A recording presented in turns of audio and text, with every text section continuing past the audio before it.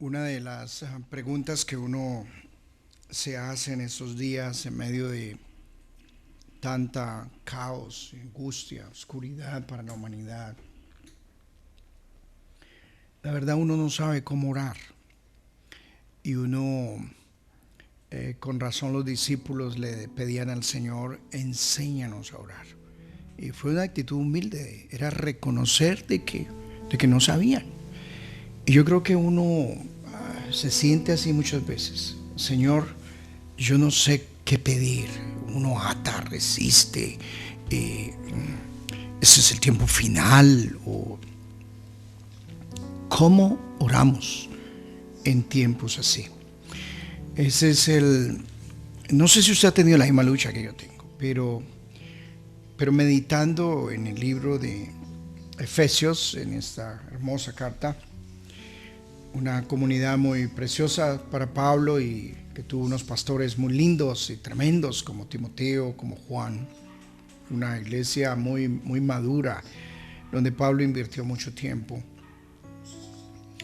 Eh, en esta carta uno ve cómo Pablo ora y parece que hay un énfasis tremendo de esto, así yo oro y pido esto al Señor. Eh, y yo creo que uno aprende ahí, uno agarra unos principios de cómo orar en esos tiempos. Entonces quisiera animarle de que si usted tiene la Biblia ahí o si puede concentrarse y escucharme. En el capítulo 3, versículo 14, Pablo, el contexto de estos versículos que vamos a leer, ha hecho una exposición de cómo a él, el más pequeño de todos, se le dio la gracia por revelación de conocer el misterio de Cristo. Y así lo llamó el misterio de Cristo.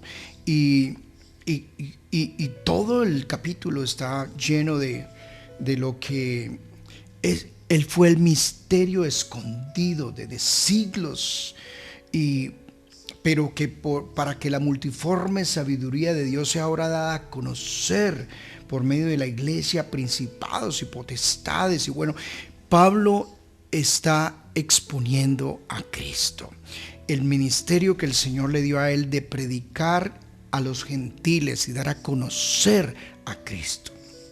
Entonces Pablo, en ese contexto, ora por la comunidad y dice en versículo 14: por esa causa doblo mis rodillas ante el Padre de nuestro Señor Jesucristo, de quien toma nombre toda familia en los cielos y en la tierra, para que os dé conforme a las riquezas de su gloria el ser fortalecidos con poder en el hombre interior por su Espíritu,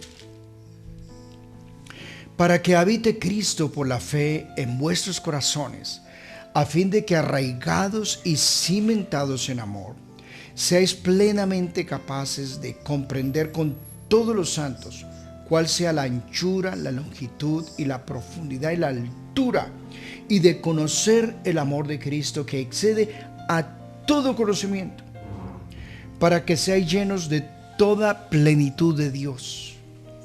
Y aquel que es poderoso para hacer todas las cosas, mucho más abundantemente de lo que pedimos o entendemos, según el poder que actúa en nosotros. A Él sea la gloria en la iglesia, en Cristo Jesús, por todas las edades, por los siglos de los siglos. Amén. Qué hermosa palabra, qué profundidad, qué riqueza uno encuentra en estos versículos. Y que el Señor nos dé a todos revelación, sabiduría para entender lo que el Espíritu de Santo nos quiere hablar a cada uno de nosotros. Pablo dobla las rodillas, dice: yo me postro y oro. Y yo me pregunté, bueno, Pablo, ¿por qué usted dobló las rodillas y oró? A una comunidad que está sufriendo, están pasándola muy duro y les vienen días muy difíciles de persecución y búsqueda de exterminio por la iglesia, para la iglesia, por 10 emperadores que más adelante van a buscar exterminar la iglesia. Entonces, yo pienso que lo lógico que para Pablo debiera de orar, creo yo, como en estos días, ante todo este exterminio, la muerte, el caos, el desespero, hombre, oremos por unas cosas muy básicas. Yo doblo mis rodillas por protección, doblo mis rodillas por alimento, por seguridad, por mis hijos, por mi familia, por mi esposa. Bueno, diríamos, eso es lo básico que tenemos que orar. Y yo creo, y uno esperaría que Pablo dice, venga, usted dobla sus rodillas delante del Señor, se postra ante al Señor y al Padre. ¿Por qué? ¿Qué ora Pablo? No debiera de orar por las cosas que nosotros oramos hoy, por protección, por el emperador, para que no extermine la iglesia y bueno, y todas las dificultades que ellos tenían. No. Pablo nos enseña cómo orar sabiamente en contexto de dificultad. Lo que primero Pablo pide es, dice, yo doblo mis rodillas y para que el Señor les dé conforme a las riquezas de su gloria el ser fortalecidos con poder en el hombre interior por su espíritu. Ahora, me impresiona porque es la misma palabra que él usa en Efesios 6, versículo 10, en el contexto de la guerra espiritual. Y le dice, por lo demás, hermanos míos, fortaleceos en el Señor y en el poder de su fuerza. Hay una realidad, amigos que me escuchan, estamos en guerra. Y como un amigo me decía, mira, estamos en una economía de guerra. Y esto no es la guerra de los misiles, de las bombas atómicas, es una guerra biológica, es una guerra espiritual, como los mismos científicos lo describieron al principio. Esto es algo invisible, es un poder invisible que se muta, que ataca, que destruye, que trae ruina, destrucción, que ha puesto el planeta en jaque, que tiene la humanidad postrada, los poderosos, los débiles, los siervos, todos. Este demonio ha atacado. A mí me impresionó que le entrevistaron a un actor muy famoso, pues según dicen, yo no lo conozco, lo entrevistó la periodista de RCN, así de frente a mediodía, y fue un hombre que estuvo como más de un mes en cuidados intensivos entubado. Entonces le preguntan, ¿usted qué sintió? Descríbanos su experiencia. Ella dijo, es como temor. Él dijo, es como tener demonios adentro. Que un día te atacan el riñón, un día te atacan el hígado, otro día te atacan los ojos, te atacan los huesos. Digo, es la cosa más espantosa que usted puede vivir, experimentar, es tener demonios adentro. Mis queridos hermanos, amigos, este tiempo de guerra está dejando muchos heridos. Y hay mucha gente que está muriendo. Y mucha gente que seguirá muriendo. Y ante todo está pasando en el mundo evangélico, en el mundo cristiano, muchos que están perdiendo la fe. Y como me decía Winston en estos días, esa es una señal de la venida del Señor y de los últimos tiempos. Porque precisamente la pregunta que el Señor se hace es que cuando Él vuelva a la tierra, la verdad va a encontrar muy poca fe en la tierra. Y hay gente que está tirando por la toalla todo esto, está diciendo, yo no oro más, yo perdí mi fe, yo perdí mis familiares, perdí mi economía, se me vino a pique, yo no creo más en esto. Y precisamente mucha gente me ha dicho a mí, pastor, yo ya ni oro, yo no tengo fuerzas para orar. ¿Y por qué entonces Pablo, en un contexto así de guerra espiritual, lo que pide es que esta comunidad sean fortalecidos con poder en el ser interior por el Espíritu? Y que es la misma oración como he mencionado en Efesios 6. Bueno, tiene sentido.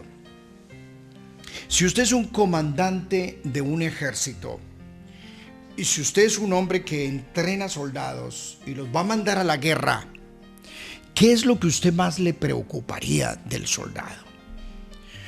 ¿Qué es lo que más, diríamos, usted tendría en mente si usted fuera un comandante? Usted le diría, mira, aquí está este misil, apréndelo a manejar. Aquí está el helicóptero, apréndelo a manejar. Mira, aquí está toda la tecnología, apréndelo a manejar. ¿Sería eso mi mayor preocupación? Mira, entrevistaron en una ocasión al comandante de la guerra del desierto que se dio con Irak y Bush fue esa época de que atacaron a Irak y bueno, ustedes recuerdan eso. Entrevistaron, le dijeron, venga, nosotros ganamos en Norteamérica, Estados Unidos ganó la guerra porque tiene buena tecnología, ¿cierto? Buenos misiles, buenos helicópteros, tiene mucho poderío militar, ¿cierto? Él dijo, no, podemos tener las mejores armas, podemos tener la tecnología, podemos tener todo. Pero si tenemos soldados derrotados, con espíritu derrotado, soldados débiles, soldados fracasados, no logramos vencer. Lo más importante en el combate, en la guerra, es fortaleza. Y en el mundo espiritual es fe, es coraje, espíritu de lucha, espíritu de meterla, de no claudicar. Puede usted tener todo el dinero del mundo y como dije en uno de estos días en una de las reflexiones que hice cuando metieron a un amigo a cuidados intensivos, yo le dije al médico, dígame qué hay que hacer, que nosotros como familia apoyamos económicamente a esta persona, díganos qué necesita. Y él me dijo, esto no es asunto de dinero, esto no es asunto de dinero. Y mira, usted puede tener plata, usted puede orar por comodidades, puede orar por sus cosas básicas, por seguridad, ore por una buena casa, por un carro, ore por su trabajo. Pero quiero decirle, amigo que me escucha, si usted en esta guerra no tiene fe, si usted no tiene una valentía, un espíritu de combate, un espíritu de lucha, si su mente no está renovada, usted está derrotado con todo lo que tenga. Con todo lo que tenga te vienes a pique. Y en este momento lo que más se necesita en los soldados, en el pueblo de Dios, en esta guerra, es la mente, el corazón, mi fe, mis convicciones. Por eso no podemos nosotros negociar nuestros tiempos con Dios. ¿Cómo vamos a negociar el lugar donde yo retanqueo, donde lleno el tanque, donde recibo la gasolina de avión que necesito para enfrentar las tormentas de la vida? Hoy la gente está paralizada de terror. Me decía un amigo, mira, tengo un amigo que se ha querido tirar ya del hospital, angustiado porque ve que lo van a entubar. La gente está con terror. La gente está paralizada mentalmente. La muerte ha amenazado y la muerte tiene postrado al planeta. Y aquí es donde nosotros necesitamos soldados. Y Pablo lo entendía para esa comunidad que iba a enfrentar situaciones muy duras, que iba a enfrentar situaciones difíciles. Pablo no iba a doblar las rodillas para que tuvieran mejores camellos, mejores mulas, para que tuvieran mejores propiedades. No, Pablo está entrenando los soldados y les está diciendo, mis queridos amigos, yo doblo mis rodillas ante el Padre para que seas fortalecido con poder en el hombre interior por su espíritu. Ahora, yo me hice la pregunta, bueno, Pablo, ¿y cómo lo logro? Bueno, Pablo mismo nos ha enseñado durante toda la carta, oración. La oración es fundamental, pero no una oración cualquiera.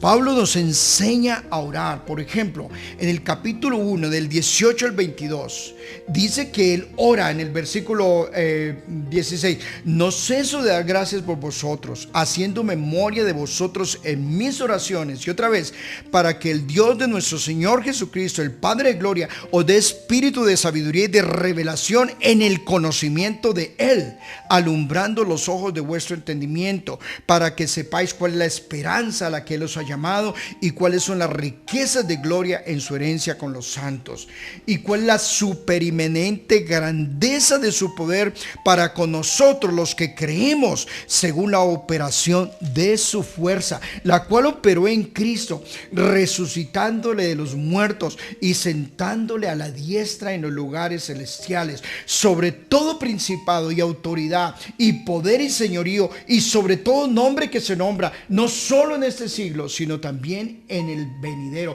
y sometió todas las cosas bajo sus pies y lo dio por cabeza sobre todas las cosas a la iglesia.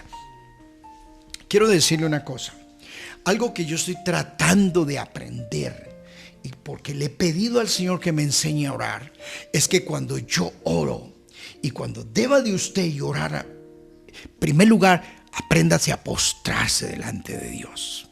Reconozca el señorío de Cristo. Somete tu vida a la autoridad de Cristo. Entrega, renuncie a todo control en tu vida.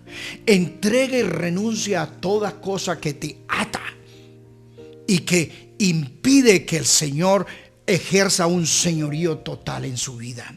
Y en su oración usted debe recurrir a la cruz, usted debe recurrir a la obra de Cristo, de que Él sometió a todo principado y autoridad, de que se levantó en victoria y que tiene el poder de sanarnos, de restaurarnos, de someter este poderío de muerte, porque ya lo sometió en la cruz.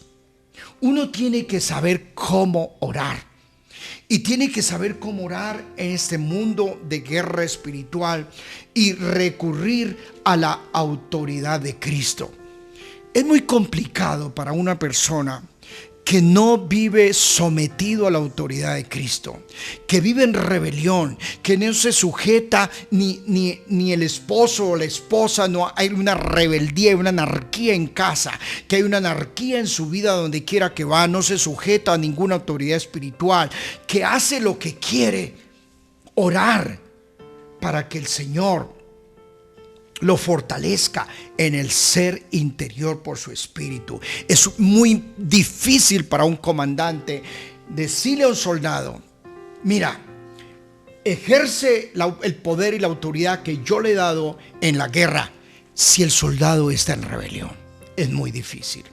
Y yo creo que es muy importante para yo ser fortalecido y orar en este mundo de guerra espiritual, como Pablo nos enseñó en Efesios. Es muy importante de que usted esté sometido a la autoridad de Cristo, de que reconozca el señorío de Cristo y que someta su vida y que someta todo lo que usted tiene y lo entregue delante de Él. Por eso es tan importante todo tiempo donde usted se postra, de que usted comience con confesión y llevar a la cruz toda rebelión, todo pecado, toda falta de sometimiento a la autoridad divina. Es lo más importante que usted tiene que aprender a hacer en el mundo espiritual. Así uno fortalece su vida, pero también la fortalecemos con la palabra. A mí me ha impresionado estos días mirar lo que el Señor le dijo al profeta Ezequiel. Va a tener una misión de ejercer una palabra profética, dar una palabra profética en un contexto muy, muy difícil para la nación, rebelde, obstinada. Pero bueno, no es el tema. Pero el Señor le dice al profeta Ezequiel en el versículo 3, y me dijo, capítulo 3, versículo 3, y me dijo: hijo de hombre, alimenta tu vientre y llena tus entrañas de este rollo que yo te doy. Y lo comí y fue a mi boca dulce como la miel. El profeta tenía que estar nutrido, alimentado porque la palabra que iba a dar no era su palabra, era la palabra que el Señor iba a revelar a su vida y él tenía que entregar. Una vez más, en el mundo espiritual y en el mundo de la guerra, para un comandante es muy importante que su soldado esté bien alimentado, que su soldado no esté débil, que su soldado esté bien físicamente y esté fortalecido. Y la palabra es el alimento nuestro. Y yo me he preguntado estos días, ¿de qué alimenta y llena tu vientre todos los días? ¿De basura? ¿De videos? ¿De películas? ¿De cosas que no le llenan? ¿De mentiras? ¿De información? ¿De noticieros? Hay gente que se levanta y están 24 horas pegados al noticiero, otros pegados a novelas, pegados a basura. ¿De qué alimenta tu vientre? ¿Quiénes son los consejeros espirituales también que tienes? ¿Qué escuchas? Hay gente que se está alimentando de pura comida chatarra. Espiritualmente comen mal. Espiritualmente no están fortalecidos. Increíblemente que a mí, mi médico que me ha seguido y me ha aconsejado en todo este proceso del coronavirus y cómo he ido saliendo de todo esto, gracias al Señor, lo que él más me ha enfatizado es buena alimentación. Él me dijo, tú tienes que tener buena alimentación para que tengas defensas contra este virus. Una persona débil lo voltea. Va a ser muy difícil enfrentar esto. Y así debe ser en el mundo espiritual. Un soldado que no se alimenta de palabra, que no está bien nutrido, que no está fortalecido en el ser interior con buena palabra, va a verla dura para enfrentar aún los tiempos que están por venir. Mis queridos hermanos, una vez más, la falta de fe y la pérdida de fe es el reflejo de toda una comunidad cristiana en el mundo que se alimentó mal, que no supo o no amó la palabra y no encontró deleite en la escritura como el profeta la encontró, que fue como miel dulce a mi paladar. Ay, yo me preocupo tanto por cristianos que viven de promesitas, que viven de un versiculito por ahí que encontraron, que viven de canal en canal, que viven allí, que viven buscando allí, viven acá, pero no saben qué es alimentarse bien. Un buen alimento toma tiempo. Un buen alimento toma sentarse a la mesa. Cuando mi señora prepara esas comidas tan sofisticadas que hace con toda su culinaria austriaca, yo no puedo ahí a la carrera. Si están los manteles, están las copas, está la comida sofisticada, yo no puedo decirle a ella, tengo 2 minutos para comer. Y eso ha pasado con tanto cristiano. Tengo 2 minutos, no tengo tiempo para comer. Están débiles, no están fortalecidos con palabra, no están llenos de la presencia de Dios y del Espíritu Santo. Ahora, por razones de tiempo no podemos exponer todos los versículos, pero quiero mencionar rápidamente por qué vale la pena orar, por qué vale la pena postrarnos y clamar. Bueno, en primer lugar, versículo 20, y aquel que es poderoso para hacer todas las cosas mucho más abundantemente de lo que pedimos o entendemos, según el poder que actúa en nosotros. Cuando usted ora, se libera un poder. Cuando usted ora, se libera la fe. Usted ministra en fe y usted empieza a creerle a Dios. A creerle a Dios que la oración que usted hizo, el Señor la va a responder en formas sobrenaturales y en formas que usted nunca ha imaginado o creído. Esa es la oración de fe de alguien que dice: Señor, yo creo que tú puedes hacer este milagro. Y dame la fe para ver ese milagro y ese poder. Pero el Señor le responde mucho más que el milagro. Te va a usar como un instrumento de bendición para la humanidad a través de ese milagro que hizo. Dios tiene cosas mucho más grandes para respondernos y hacer en medio de un pueblo. Cuando usted ora y ora en fe, el Señor responde mucho más de lo que usted había soñado, pensado o imaginado, porque cosas que ojo no vio ni oído oyó, ni han subido en corazón de hombre, son las que Dios ha preparado para revelarnos a todos los que le creemos y le amamos. Vale la pena postrarnos, vale la pena orar, porque de pronto tú te postraste al Señor a orar en esta forma como les estoy explicando, pero tienes una necesidad, pero tienes un problema con tu casa, tus hijos, tu esposa, tu salud, la economía. El Señor dice: tranquilo, yo me encargo de eso y te voy a responder en formas sobrenaturales. No has pedido por eso, pero yo sé que esa es tu necesidad, pero estás pidiendo de acuerdo a mi voluntad. Estás orando de acuerdo a la comunión con el Espíritu Santo, y esto es lo que el Señor te está guiando a orar. Tranquilo, yo me encargo de ese milagro, de abrirte las puertas. Yo me encargo de hacer esas otras cosas que usted no ha pedido, pero yo sé que las necesitas. Y aquel que es poderoso para hacer todas las cosas mucho más abundantemente de lo que pedimos o entendemos. Entonces, imagina cómo ha fortalecido mi fe ese versículo. Y lo que el Señor me ha dicho es: no deje de orar, no deje de postrarse, porque yo puedo hacer cosas sobrenaturales que usted no se ha imaginado ni ha pensado. El mundo de la fe se activa con la palabra, la oración, una oración que reconoce el poderío y el señorío de Cristo. Y por último, ¿por qué vale la pena tanto orar? Mis queridos hermanos, oramos no por cosas que Dios nos dé, no por milagros. Oramos para disfrutar de la comunión del Padre, del Hijo y del Espíritu Santo, de la comunidad de amor de la Trinidad. Y Pablo ora, y en su oración dice: yo oro para que habite Cristo por la fe en vuestros corazones, a fin de que arraigados y cimentados en amor sean capaces de comprender las dimensiones profundas del amor de Cristo y dar a conocer el amor de Cristo que excede a todo conocimiento, para que seáis llenos de toda plenitud de Dios. Escúcheme usted esta palabra que le voy a compartir, y voy a hacerle una pregunta. ¿Es usted una persona que ora, que clama, que se postra delante de Dios todos los días? Usted me dirá: sí, pastor, yo soy esa persona. Como me decía una persona a mí mucho en la iglesia donde estaba, una persona me decía muchas veces a mí: pastor, esta semana ayuné 5 días.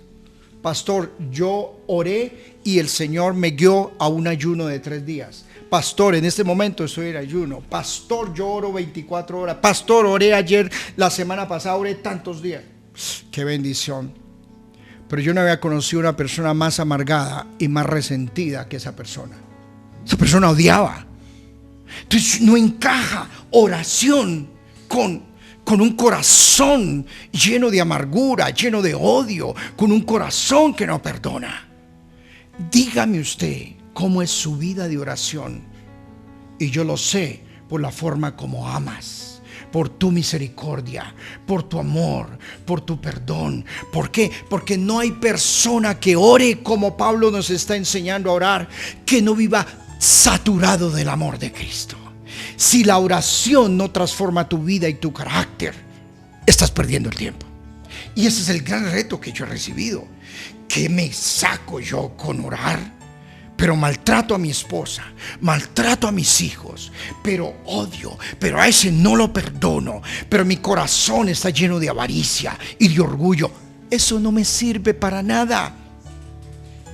No hay persona que de verdad haya cultivado una vida profunda del altar, de la presencia de Dios, que su corazón no haya sido transformado y que no se le vea a Cristo en su vida.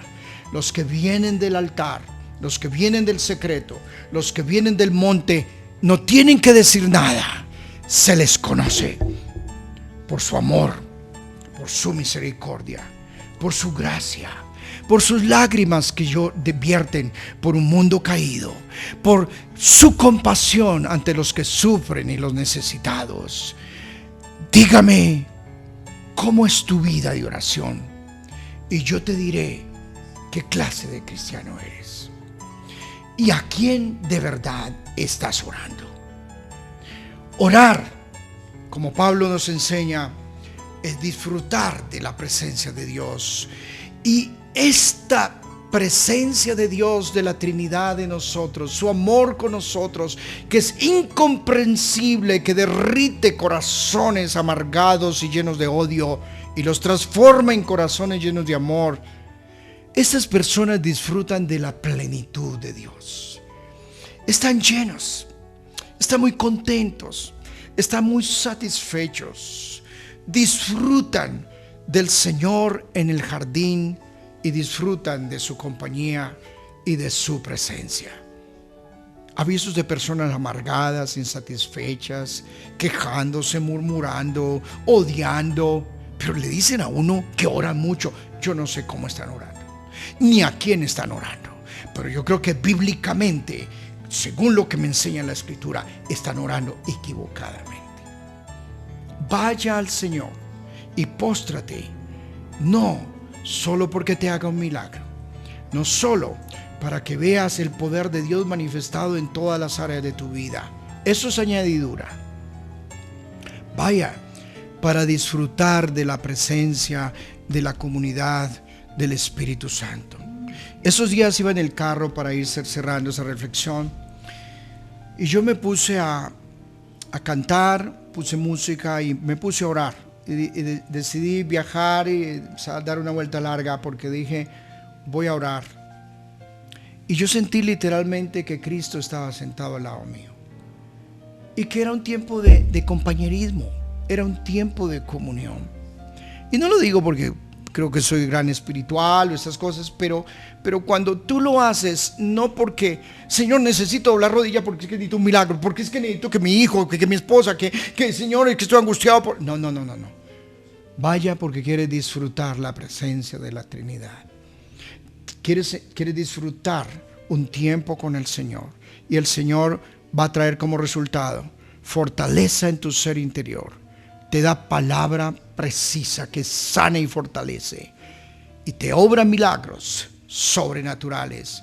Pero ante todo, mira, disfrutaste de su presencia que te da plenitud, gozo y satisfacción, aunque no veas ese milagro todavía reflejado en lo que tú has pedido o has anhelado. Amado que me has escuchado, reciba esta palabra, recíbala como una palabra del Señor para tu vida, grábala en tu corazón, repasa los apuntes. Esta palabra la subiré a YouTube nuevamente, comparte el link y ora por nosotros y nuestro ministerio. Que el Señor te bendiga y te lleve a disfrutar su presencia en estos días y alimentar tus entrañas de palabra que es dulce como la miel. Escuchemos esta canción y terminamos orando juntos.